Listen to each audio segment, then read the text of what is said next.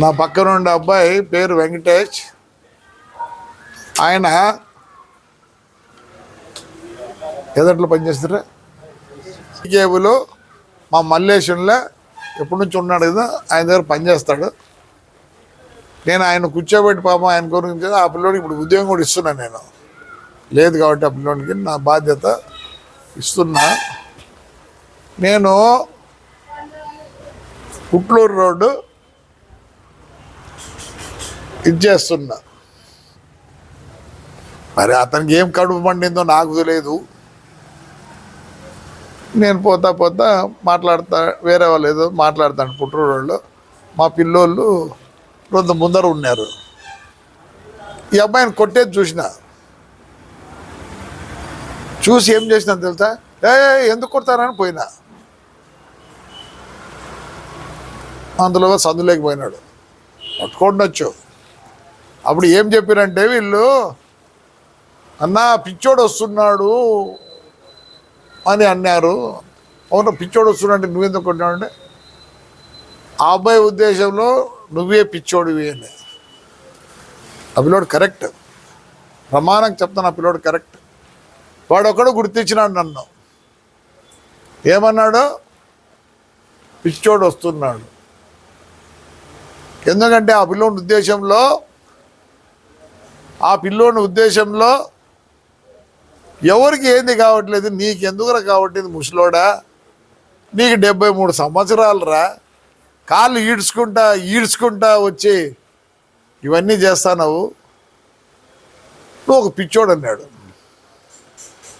నిజమే, ఆ పిల్లోడు పాపం రికగ్నైజ్ చేసినాడు నన్ను.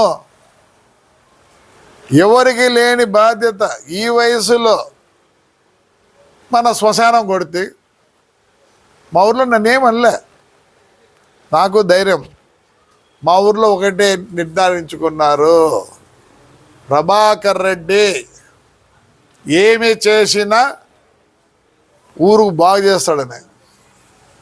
పోలీసు రోడ్డు కొడితే, స్టీల్ ఇవన్నీ వేస్తే, మోటార్ సైకిల్ లోపలే పెడుతున్నారు. ఎవరి కోసం చేసినా, పబ్లిక్ కోసం చేసిన. ఈరోజు నేను ధైర్యంగా ఊర్లో ఉన్నానంటే ఈ పబ్లిక్కే. అందుకే నాకు ధైర్యం ఎక్కువ. ఎవరికి వెళ్ళారో పార్టీ విధంగా ఎవరికైనా ఉన్నారేమో, వైఎస్ఆర్ తెలుగుదేశం అని, ఇండివిజువల్గా ఎవరికి వెళ్ళారు. దేవుడిచ్చిన వరం మా తాడిపత్రి నాకు. పోలీస్ రోడ్డు కొట్టి అన్ని స్టీల్ వేసినాను లేదా పైపులు. ఇప్పుడు మోటార్ సైకిల్ ఆడబెట్టుకుంటున్నారు. ఏలూరు రోడ్లో ఇప్పుడు స్టీల్ రోడ్ వేసి రేపు డివైడర్ చేస్తాను. ఎందుకు? నాకోసరమా, మీకోసరం. నన్ను ఈ ఊర్లో ఏమనరు. ఈ పిల్లోడు బాధపడినాడు. నేను అడిగినా, ఏరంటే బాధపడినా అన్న, 73 ఏళ్ళు కాళ్ళు ఈడ్చుకుంటా పొద్దున్నే వస్తావు. ఎలక్ట్రిక్ పోల్లు, ఎలక్ట్రిక్ వాళ్ళ దగ్గర పోల్లు ఉన్నాయా? పద్దుడు పోనీ ఆర్మీ వేయాలంటే ఎవరు ఇచ్చిన డబ్బులు అంటే నేను ఇచ్చిన. ఈ బుద్ధి ఎన్ని అడుగులు వచ్చింది? కొందరు వాళ్ళు బాధపడ్డారు. ఎవరా? వ్యాపారం చేసుకునే వాళ్ళు. ఒక లేడీ వచ్చింది నా దగ్గరికి, అన్నా బాధపడినా అన్నా, ఎంత మంచి పని చేసినావు అన్నా. నేను ఎందుకు ఇది చెప్తున్నానంటే, నేను ఆ పిల్లోని మెచ్చుకుంటున్నా. ఎందుకు ఈ అవస్థ ఈ ప్రభాకర్ రెడ్డికి?